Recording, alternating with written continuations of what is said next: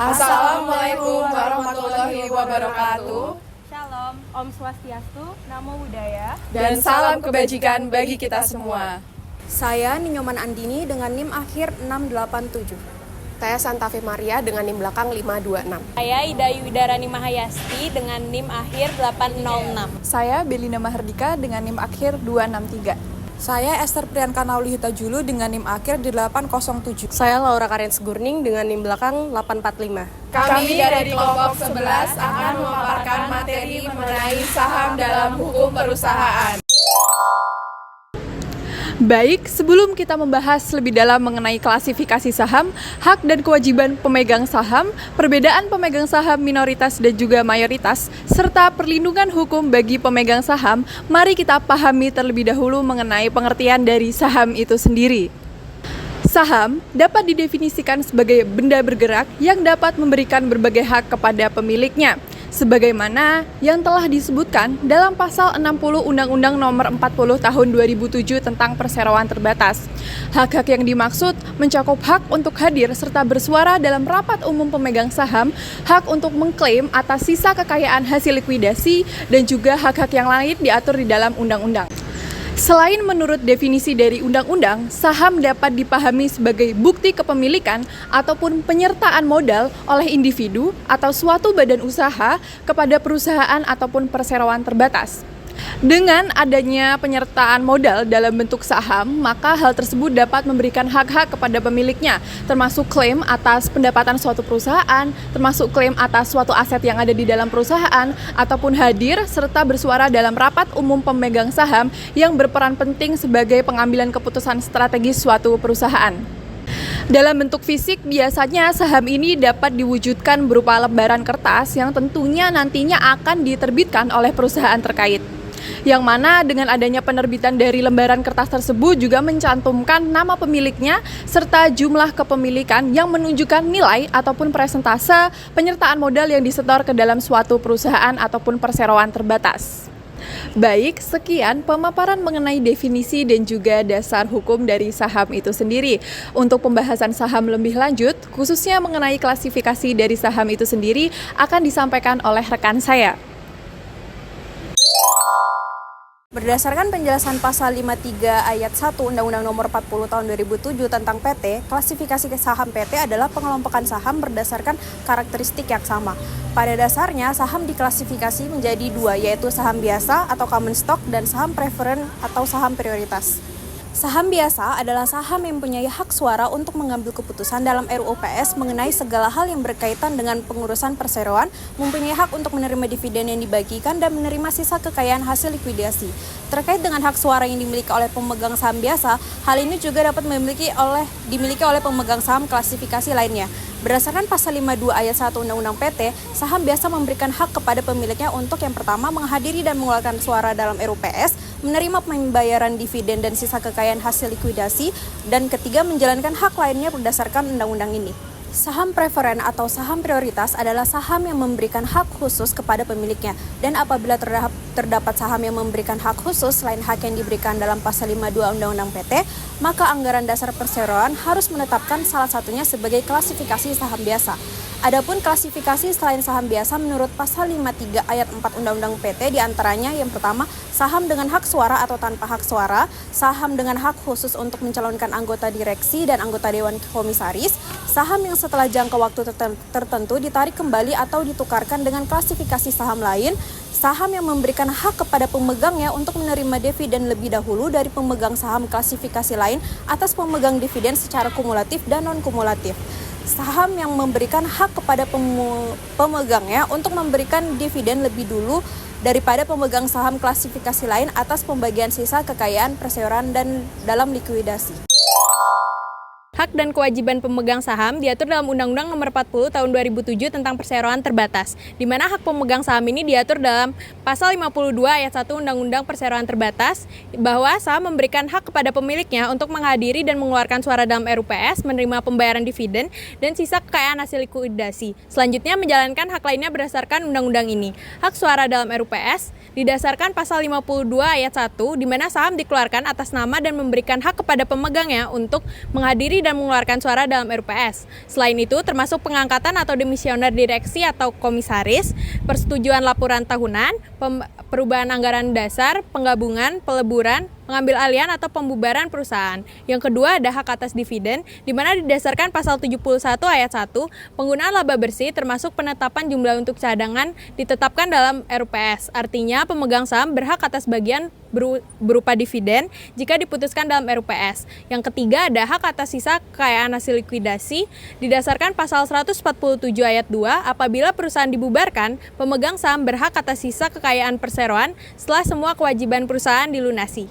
Hak pemegang saham lainnya, yang pertama ada hak perseorangan didasarkan pasal 61 ayat 1 menentukan bahwa setiap pemegang saham berhak mengajukan gugatan terhadap perseroan ke pengadilan negeri apabila dirugikan karena tindakan perseroan yang dianggap tidak adil dan alasan tanpa wajar. Yang kedua, hak menilai harga saham, di mana didasarkan pasal 62 ayat 1 menentukan bahwa setiap pemegang saham berhak meminta kepada perseroan agar sahamnya dapat dibeli dengan harga yang wajar apabila yang bersangkutan tidak menyetujui tindakan perseroan yang merugikan atau perseroan. Hak meminta didahulukan didasarkan pasal 43 ayat 1 dan 2 yang dimana menentukan bahwa pemegang saham berhak terlebih dahulu membeli saham atau berpartisipasi terhadap saham yang akan dikeluarkan oleh perseroan dalam rangka peningkatan modalnya. Yang keempat ada hak gugatan derivatif, yaitu didasarkan pasal 97 ayat 6 dan 114 ayat 6 menentukan bahwa pemegang untuk dan atas nama perseroan yang mewakili paling sedikit 1/10 dari jumlah saham dapat mengajukan gugatan ke pengadilan negeri terhadap anggota direksi atau komisaris karena kesalahan atau kelalaian menimbulkan kerugian terhadap perseroan.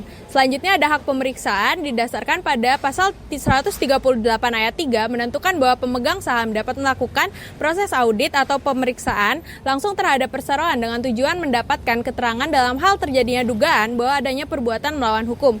Selanjutnya ada hak meminta pembubaran perseroan didasarkan pasal 144 ayat 1 UPT yang menentukan bahwa direksi, dewan komisaris atau satu pemegang saham atau lebih yang mewakili paling sedikit 1/10 bagian dari jumlah seluruh saham dapat mengajukan usul pembubaran kepada RUPS. Kewajiban pemegang saham berdasarkan pasal 3 ayat 1 Undang-Undang Perseroan Terbatas ditegaskan pemegang saham perseroan tidak bertanggung jawab secara pribadi atas perikatan yang dibuat atas nama perseroan maupun atas kerugian yang dialami. Yang kedua, resiko yang ditanggung pemegang saham hanya sebesar investasinya atau tidak melebihi saham yang dimiliki dalam perseroan. Yang terakhir, pada prinsipnya pemegang saham tidak bertanggung jawab secara pribadi atau secara individual atas utang perseroan. Yang pertama, itu ada kewajiban menyetor modal. Didasarkan pasal 33 ayat 1 Undang-Undang PT bahwa pemegang saham wajib menyetor modal sesuai dengan jumlah yang telah ditempatkan dalam perseroan. Yang kedua ada kewajiban mematuhi anggaran dasar, di mana setiap pemegang saham wajib memenuhi ketentuan anggaran dasar perseroan. Yang ketiga ada kewajiban bertanggung jawab terhadap kepemilikan saham, di mana apabila terjadi wan prestasi dalam penyetoran modal atau saham diperoleh melalui cara yang tidak sah, maka pemegang saham bertanggung jawab secara hukum. Dan yang terakhir, kewajiban tidak merugikan perusahaan, di mana pemegang saham tidak boleh merugikan perusahaan atau pemegang saham lainnya.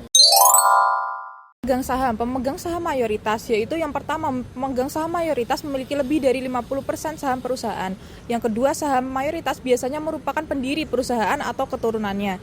Yang ketiga, pemegang saham mayoritas memiliki pengaruh kuat dalam menentukan kebijakan perusahaan, termasuk mengganti anggota direksi dan eksekutif perusahaan. Lalu yang keempat, pemegang saham mayoritas memiliki wewenang lebih besar dalam mempengaruhi keputusan operasional perusahaan. Dan yang terakhir, pemegang saham mayoritas juga bisa dibentuk dari gabungan beberapa pemegang saham mayoritas hingga aset yang terkumpul lebih dari 50%. Lalu yang kedua terkait pemegang saham minoritas, yang pertama yaitu pemegang saham minoritas merupakan pemegang saham yang memiliki kurang dari 50% saham perusahaan.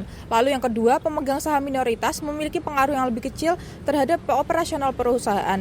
Dan yang ketiga, pemegang saham minoritas tetap memiliki hak hukum tertentu seperti berhak untuk menghadiri RUPS dan memberikan suara. Dan yang terakhir, pemegang saham minoritas memiliki hak untuk menerima dividen dan memastikan perusahaan beroperasi sebagaimana mestinya.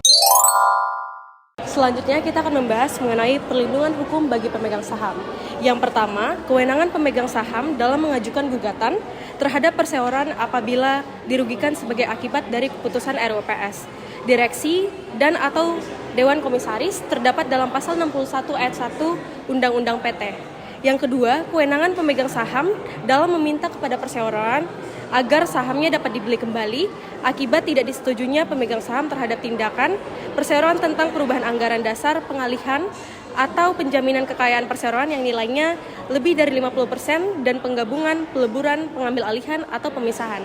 Hal ini terdapat dalam pasal 62 UU PT. Dan yang ketiga, kewenangan pemegang saham untuk diselenggarakannya RUPS tanpa kewenangan memutuskan diadakannya RUPS. Hal ini terdapat dalam pasal 79 ayat 2 Undang-Undang PT. Yang berikutnya, yang keempat, kewenangan mewakili perseroan untuk mengajukan gugatan terhadap anggota direksi yang menyebabkan kerugian perseroan, terdapat dalam pasal 114 ayat 6 Undang-Undang PT. Yang kelima, kewenangan pemegang saham untuk dilakukannya audit terhadap perseroan atas dugaan terjadinya perbuatan melawan hukum yang merugikan yang dilakukan oleh perseroan, direksi, atau komisaris. Terdapat dalam pasal 138 ayat 3 Undang-Undang PT. Dan yang terakhir, kewenangan pemegang saham mengajukan permohonan pembubaran perseroan. Terdapat dalam pasal 144 ayat 1 Undang-Undang PT. Saham merupakan benda bergerak yang menjadi bukti kepemilikan modal dalam perseroan terbatas. Berdasarkan Undang-Undang Nomor 40 Tahun 2007 tentang Perseroan Terbatas, pemegang saham memiliki berbagai hak, seperti menghadiri dan memberikan suara dalam RUPS, menerima dividen, serta memperoleh bagian dari sisa kekayaan saat likuidasi. Saham diklasifikasikan menjadi dua bagian, saham biasa yang memberikan hak suara dari dividen, serta saham preferen yang memberikan hak istimewa tertentu sesuai anggaran dasar perseroan. Selain hak umum, pemegang saham juga memiliki hak khusus seperti preemptive rights, appraisal rights, hak gugatan derivatif, hak audit, hingga hak untuk meminta pembubaran perseroan. Pemegang saham juga memiliki kewajiban seperti menyetor modal, mematuhi anggaran dasar, dan menjaga agar tidak merugikan perseroan. Berdasarkan jumlah kepemilikan, pemegang saham terbagi menjadi mayoritas, yaitu lebih dari 50%, dengan pengaruh besar terhadap kebijakan perusahaan, dan minoritas, yaitu kurang dari 50%. Yang tetap melindungi secara hukum. Secara keseluruhan, pengaturan mengenai hak dan kewajiban pemegang saham bertujuan untuk menjaga keseimbangan antara kekuasaan dalam perseroan dengan perlindungan hukum sehingga tercipta tata kelola perusahaan yang adil dan transparan. Sekian dari kelompok kami, mohon maaf bila ada kesalahan kata. Wassalamualaikum warahmatullahi wabarakatuh.